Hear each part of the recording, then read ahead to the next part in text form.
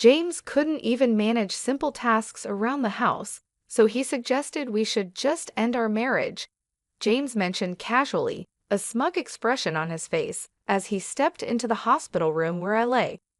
I was hooked up to several medical machines, and there was a woman next to him whom I had never seen before.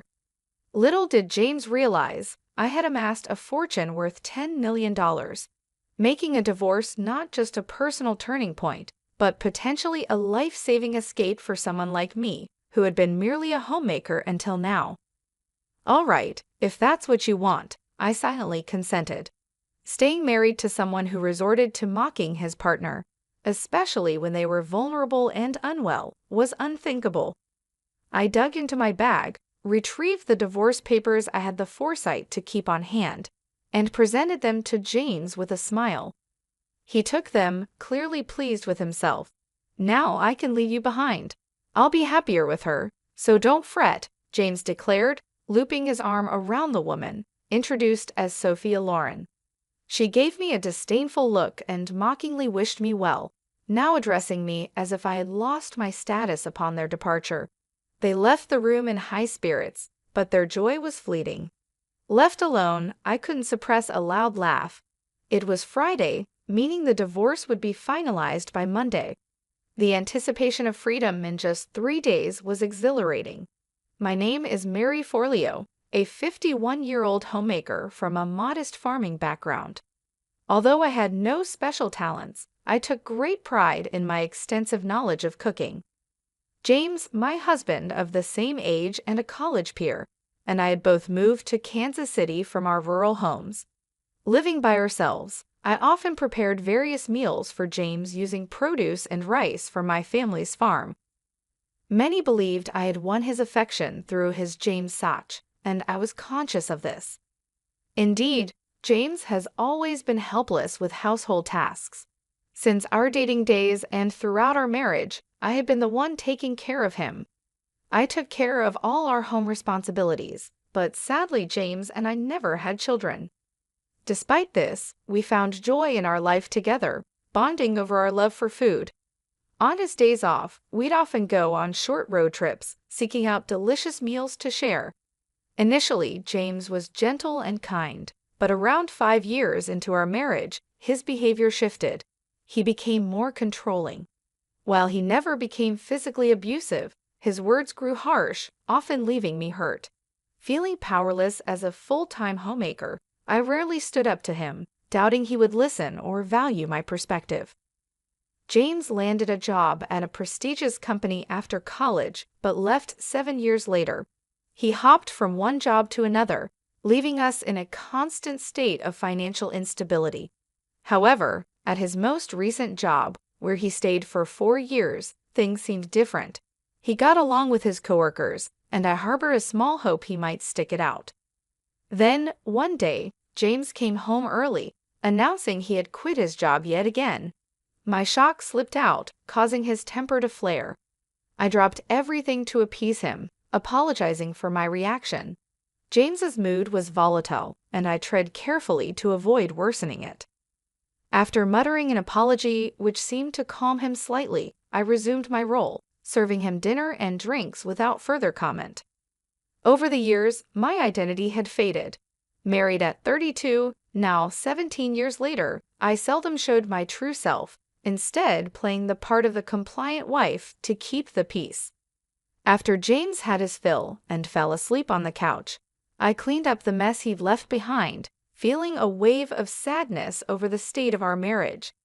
This wasn't the life I had dreamed of. Looking back on our happier moments, I questioned whether continuing this way was bearable. The thought of divorce, once unimaginable, now seemed like a potential escape from this cycle of unhappiness. I began to plan my next day with a newfound resolve, ready to face the challenges I had long ignored. As James set off to the employment office, securing yet another job with remarkable speed, I made my way to the city office. There, I filled out and signed divorce papers, although I wasn't fully prepared to file them just yet. Holding on to them gave me a sense of security. I carefully hid the signed documents in a deep corner of my bag that I used often, wary of the potential fallout should James stumble upon them. "Where did you disappear to while I was out looking for jobs?" James inquired when I got back. I told him I had been to the stationery store to pick up some resume papers, thinking he might need them. James seemed pleasantly surprised by my thoughtfulness, his initial suspicion quickly replaced by a lighter mood. I handed him the resumes I had actually purchased, and shortly after, he left to meet a friend for drinks, excited about his new job. This position promised a stable salary and benefits superior to any he had before.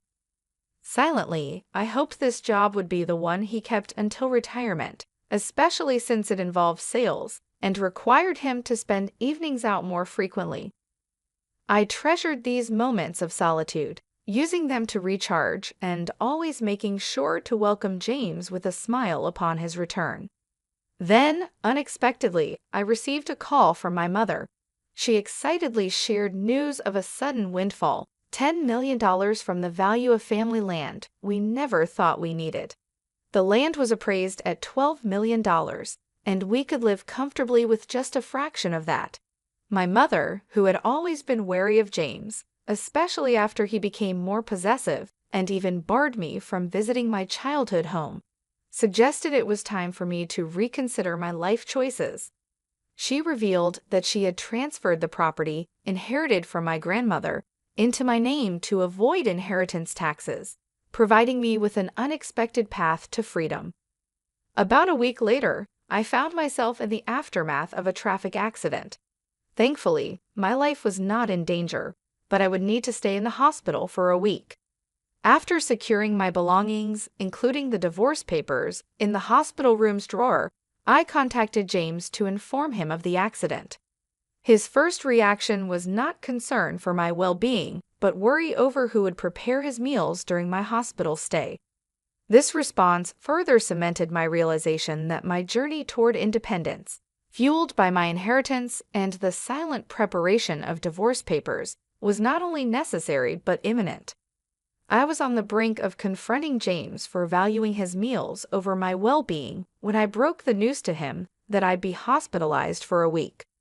Apologizing, I suggested he find his meals elsewhere during my hospital stay. His reaction was anything but supportive. "Not even cooking for your own husband? What a lazy wife," he complained, before declaring he was on his way to the hospital.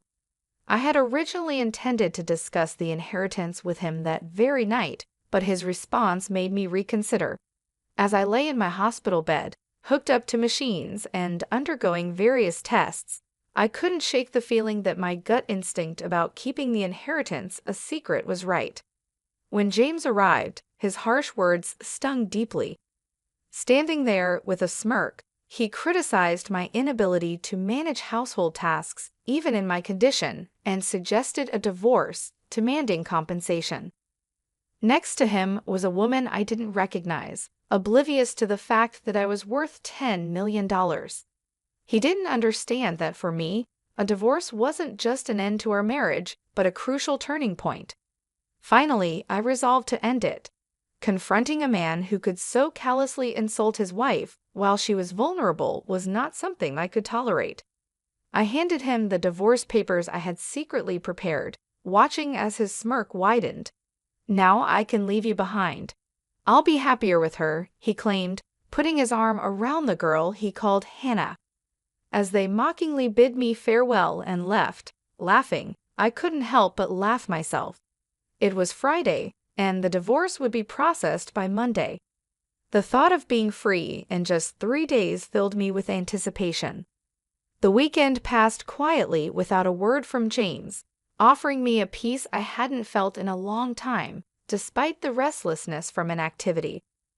Whenever I felt agitated, the nurses would encourage me to stay calm. By Monday evening, my phone began to incessantly ring with calls from James.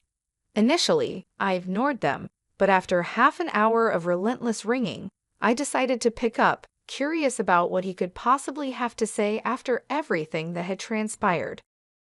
Upon answering James's persistent calls, his immediate shouting couldn't help but draw a laugh from me, which only fueled his fury further.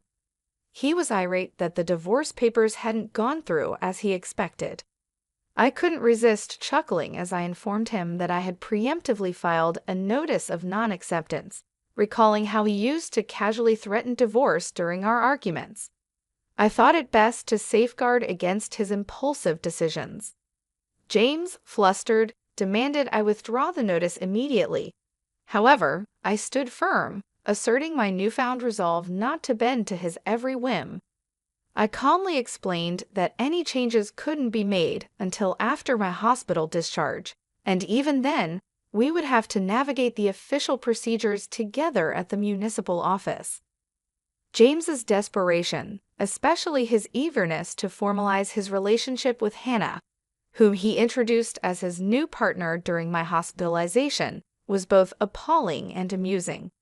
When I inquired if Hannah was the woman he intended to marry, James's confirmation only highlighted the absurdity of his situation. Since we were still legally married, Hannah was, in essence, his mistress. I maintained my composure in the face of James's irrationality, further agitating him by indicating that the division of our assets, including the complications arising from his actions, would be handled by my lawyer. I reminded him that I had diligently managed our home and remained faithful, placing the responsibility of our failed marriage squarely on his shoulders. James seemed confused, wrongly assuming that my inability to perform household duties while hospitalized constituted neglect on my part. I patiently explained that his failure to care for me, and his expectation that I should cater to his needs despite my condition, was unreasonable. Not only was it neglectful, but as an adult, he should be capable of managing his own affairs. James's attempts to justify his behavior with flawed logic were bewildering. He clung to the belief that his relationship with Hannah absolved him of any wrongdoing, dismissing the fact that his affair was a clear breach of our marriage vows. Despite his stubborn insistence, it was evident that his arguments would hold no water in any reasonable discussion, let alone in legal proceedings. His inability to grasp the gravity of his actions and the legal and moral implications of cheating was astounding, revealing just how diluted his perspective had become. Choosing to put an end to the unproductive exchange, I informed James that any further communication should be conducted through our lawyers. Cutting the call short, I didn't wait to hear his objections. Though he tried reaching out several times afterward, I steadfastly ignored his attempts, leading to his eventual silence. This brief respite was shattered the next morning, as my phone incessantly rang from 8 a.m. Answering the call, James immediately vented his frustrations about being unable to withdraw money from what he assumed was a joint bank account. Given that joint account holders typically have equal access, his difficulty puzzled me until I realized he might be attempting to access my personal account. Upon inquiry, James confirmed his intentions to withdraw from my account, igniting a tirade filled with irrational demands. James's outrage was unbridled, yet he failed to grasp the precautions I had taken the day before my hospitalization. Anticipating potential financial recklessness on his part, I had informed the bank to freeze any withdrawals until I could oversee them myself upon discharge. This precaution was vindicated by James's current actions attempting to withdraw funds from an account that, especially in light of our impending divorce, he had no right to access. Despite this, James saw no issue with his request and pressed me for an immediate withdrawal. I firmly reminded him that, in our current state, we were essentially strangers, and I was under no obligation to dispense money to someone who had effectively become an outsider to me. This newfound defiance took James aback, as he was unaccused James to me asserting myself in such a manner. His demands continued, now insisting on receiving money and compensation for the household duties I could not perform from the hospital. It was clear that, despite his educational background, James lacked the basic understanding and respect for our situation after 19 years of marriage. I addressed James with the patience one might use for a child, clarifying that I was no longer the passive partner he was used to manipulating. We would sort out the division of assets legally through a lawyer. His reaction was predictably angry, threatening to confront me in person at the hospital. Unperturbed, I had already taken measures to ensure my privacy and safety, instructing the nursing staff to admit no one but my parents to my room. True to his word, James did attempt to visit, only to be halted at the nurse's station, as evidenced by the continuous ringing and subsequent flood of messages on my phone. This barrier further illustrated the decisive steps I had taken towards independence and self-respect, standing firm against James's unreasonable expectations and intrusions. I archived all the messages James sent as proof and promptly reached out to my lawyer. It wasn't long before my attorney contacted James, which effectively halted the onslaught of messages. Just as I began to think the ordeal was nearing its end, a surprising turn of events unfolded. I was notified about a visitor, Lisa, a long-standing friend with whom I shared a passion for food. We used to explore dining spots together until my marriage. She reached out, expressing concern for my well-being, and dropped a bombshell. She suspected Hannah, the young woman seen with James, was involved in an affair with my husband. My shock deepened when I learned of Lisa's connection to Hannah. She was Lisa's niece. The revelation came about because Hannah had boasted to her family about marrying a 51-year-old man, and a shared photograph revealed that man to be James.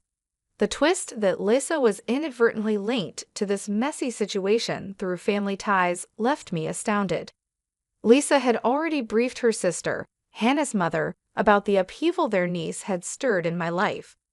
She was contemplating seeking reparation from Hannah for the distress caused, but reassured me that our friendship, spanning 2 decades, wouldn't be sacrificed over this incident. Lisa had arranged a meeting to resolve the matter and invited me to join, offering to provide photographic evidence of the affair. After my hospital discharge, I headed to a secluded dining room in a restaurant with my lawyer, where James and Hannah were indulging in a lavish meal. Their brazenness caught me off guard. James had the audacity to suggest I foot their extravagant bill, but I firmly declined, asserting they covered their own expenses. My primary goal was to negotiate the division of our shared assets. Ignoring James's disparaging remarks, my lawyer and I settled in and laid out the evidence of James's wrongdoing. We presented legal documents delineating James's liability and the proposed division of property, alongside photos Lisa had taken, capturing James and Hannah's intimate moments and Hannah with another man at a hotel. This evidence visibly unsettled both James and Hannah, disrupting their meal.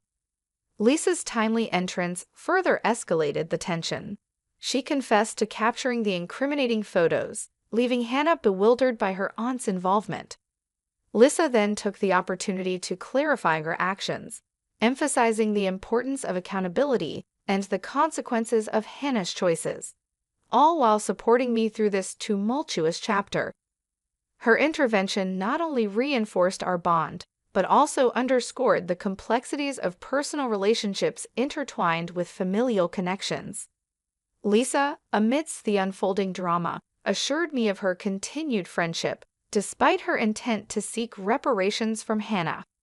She condemned Hannah's behavior as reprehensible, especially after Hannah falsely claimed to be pregnant. When confronted, Hannah looked visibly unpregnant, leaving everyone, including James, astounded by her claim. It wasn't long before she confessed to fabricating the pregnancy tale, admitting her strategy involved targeting affluent older men, with James unfortunately ensnared by her deceit. She hoped the lie would prompt James to leave me, but with the truth out, James was at a loss for words, especially when faced with his financial incapacity to address the situation. Lisa resolved to have Hannah apologize properly later and escorted her niece away, leaving James and me to a tense conversation. James, now grappling with the fallout, attempted to salvage our relationship, suggesting a fresh start. He argued that my lack of recent employment history would hinder my independence, to which I confidently responded that my financial stability was assured, thanks to my significant personal savings, excluding him from any claim to it. This revelation, along with my intent to proceed with the divorce, underscored my independence and the end of our nearly 3-decade-long marriage. In the aftermath, Hannah made a monetary apology transferred directly to my account, an action enforced by her mother, who also mandated her employment to amass the owed compensation. James, alienated by his actions and the subsequent familial backlash, found himself financially strained, necessitating loans to fulfill his obligations towards me. His professional life suffered as well, with his indiscretion leading to job loss and a new, challenging chapter involving multiple jobs to manage his debts.